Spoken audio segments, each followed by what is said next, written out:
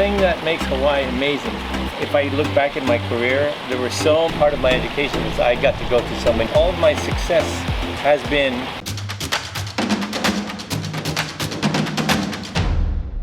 Aloha everyone! Thank you for watching Sana's Trip Tips. This is Sana. We were very lucky to meet Mr. Hank Rogers, one of the most successful people in the world. He is the founder of the Tetris company and have spread the game worldwide, and is now the manager of the Blue Planet Foundation to make clean energy globally. So, let's go check it out! First, starting off about Hawaii, if you can tell us a little bit more about this location, because Japanese, they just love Hawaii. It's like their dream to actually live here and stay here. It's like their dream. the thing that makes Hawaii amazing. Of course, we have great weather and great view and all that. But the history of Hawaii means that we have people that live in Hawaii that come from many places. We have many Japanese, Chinese, Korean. We have Caucasian, we have Polynesians, we have Portuguese, so all these different people came to Hawaii. And so there is no majority, everybody's a minority. And then everybody married everybody. So there is no like, where are you from? Or that this question never comes up. If I go somewhere else in the world, it's a very normal question to ask people, where are you from? But in Hawaii, that question never happens. To give you an example, in Japan, even though my children grew up in Japan, they're always going to be gaijin. And so in Japan, because mostly it's 99% Japanese people, and sometimes you see somebody who doesn't look Japanese, they're gaijin. And so my children grew up living in a place where they are foreigners, even though they're from there, they're not from someplace else.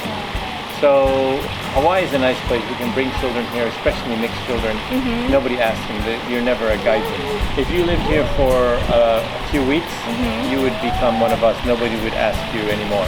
I guess the bad part about Hawaii is historically, this was a Polynesian place.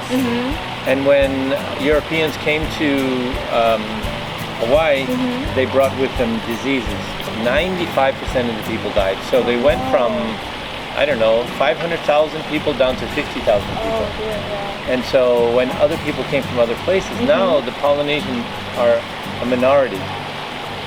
And there was a period of time when the Europeans, including the Americans, came here and said, oh, we want this island, the colonial period.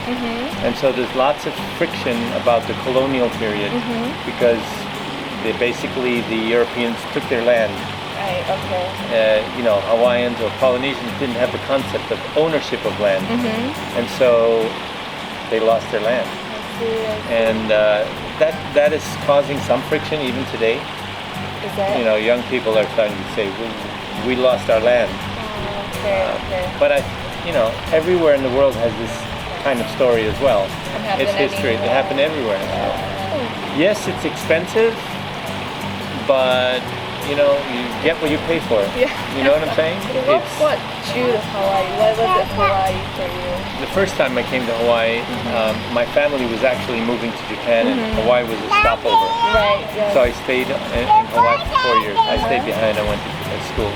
The second time, actually, it was mostly my family living. We bought a house in Kailua. And so we lived on the beach.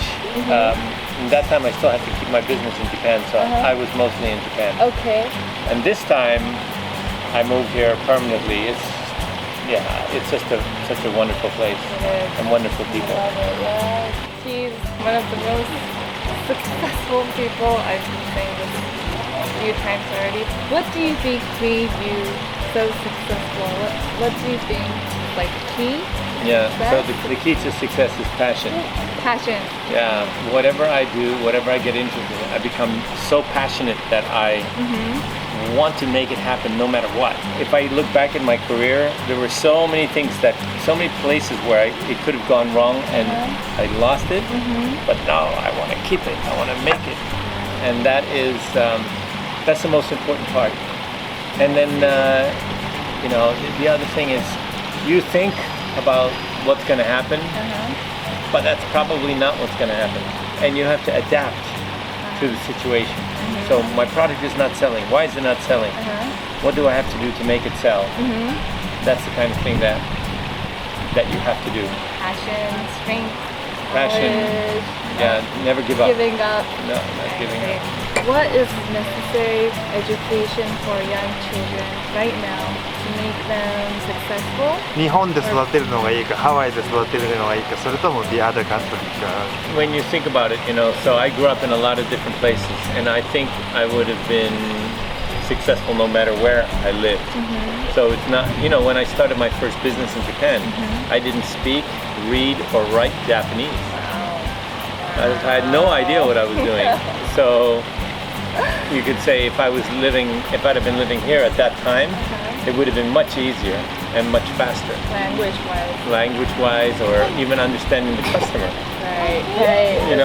They're very different characteristics. Japanese are so different when it comes to service and products and so on and so forth. Education, if you ask about my children's education, if I look back at my education, the best part of my education is I got to go to so many different places and learn different ways of thinking. And so you see different ways of living, then you can say, you know what, this is good from this place and that's good from that place. By the way, all of my success has been in the past when I found something that was successful in the US but not successful in Japan, I brought it to Japan. Oh, I see. I made the first role-playing game in Japan. RPG. And it was already RPG in Japan. It's already successful in the US. I mean, as a board game and as a computer game. But in Japan, nobody knew what it was. And so I didn't know that Japanese people don't play role-playing games. So I made a role-playing game. And then when we released it, in the beginning it was not successful at all. SoftBank had said they would buy 3,000 copies for Christmas. And then when Christmas came, they only ordered 600. And I'm like, oh my God, this is terrible. This is not enough to pay for the salaries, So in January, I asked my employees, so how do Japanese people find out about games? And they said, well, they find out about them in the computer magazine. Okay. Online? And how do you, there's no online. This is before online. Oh, this is not online. Okay, This is way before online. What's computer magazine? Magazine, just paper magazine. Login, ASCII, PC magazine. And I said, well, how do you get into the magazine? And they said, well, you have a hit software and then they come to your office and interview you. I said, well, that's not going to happen because nobody knows it. So, okay, make appointments with every magazine. We went to every magazine and showed them how to play the game. And then in 1 month, the magazine articles came out, and I think March or April, we got our first big order, 10,000 units. Wow. And then 10,000 every month. It grows bigger.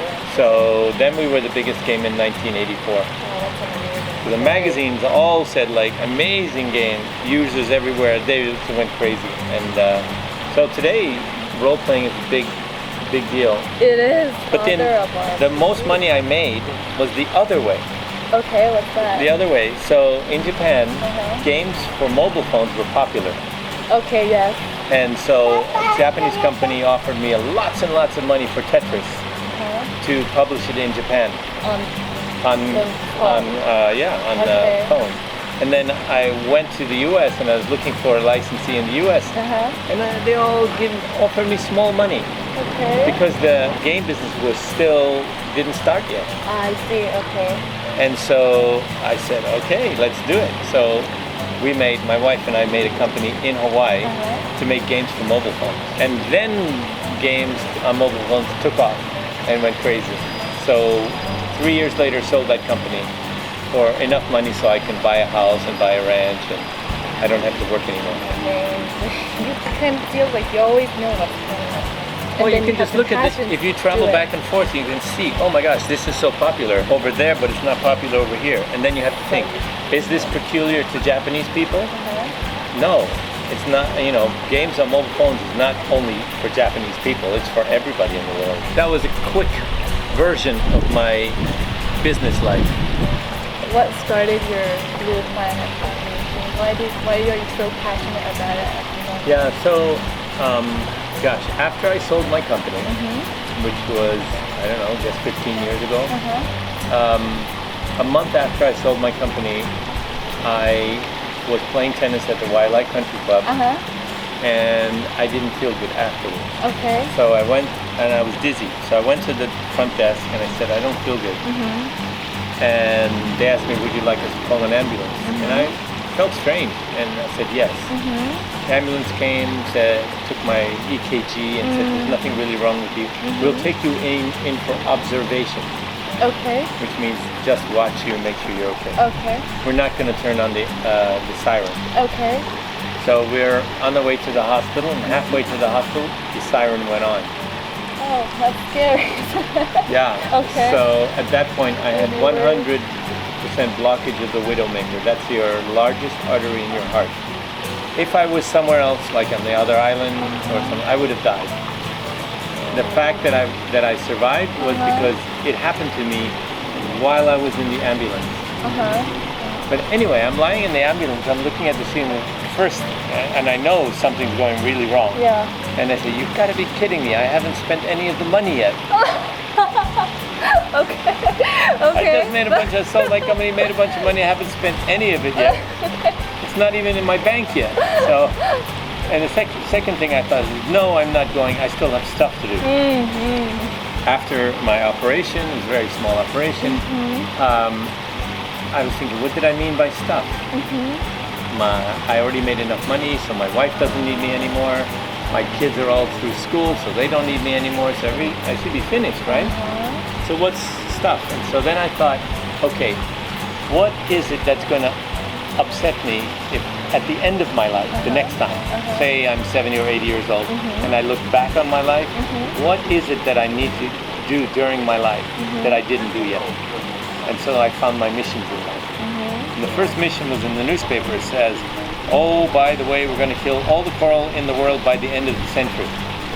And I'm like, that's ridiculous. That's the dumbest thing I've ever heard. So that message came to me, and I said, no, we are not going to do that.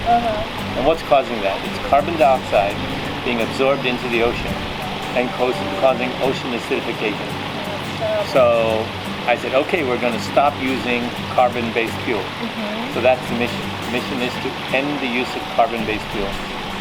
And I'm on that mission today. That's my big passion now. So we start in Hawaii, but then we do all the states, we do all the islands, we do all the countries, we do the whole world. So you're making it bigger and bigger. Making it bigger and bigger. Very, very impressive. この家の自慢のポイントは The best part of this house is the view. Oh yeah, of course. It's the view. We're adding some stuff to it. But I talked to a Japanese billionaire, and he knew about this house. He knew about this place, and he said, yes, you should take away the house and start from scratch and build a new house. Are you thinking about it? No, I'm not thinking about that. No, and my wife doesn't let me waste money. Oh, Big point. look at it. I wanted some reaction from her. She got some reaction. Thank you very much for your time today. You're welcome very much. Thank you so much. A lot of amazing success stories. I'm so glad I got to talk to you. I'm very lucky. Thank you. Thank you for watching Sena's Trip Tips. If you liked our video today, give us a huge like. And if you would like to continue your journey with us, make sure to subscribe. Thank you. Bye. テトリステトリス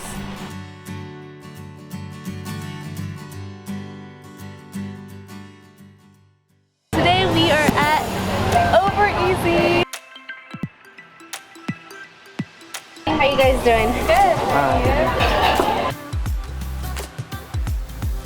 가루가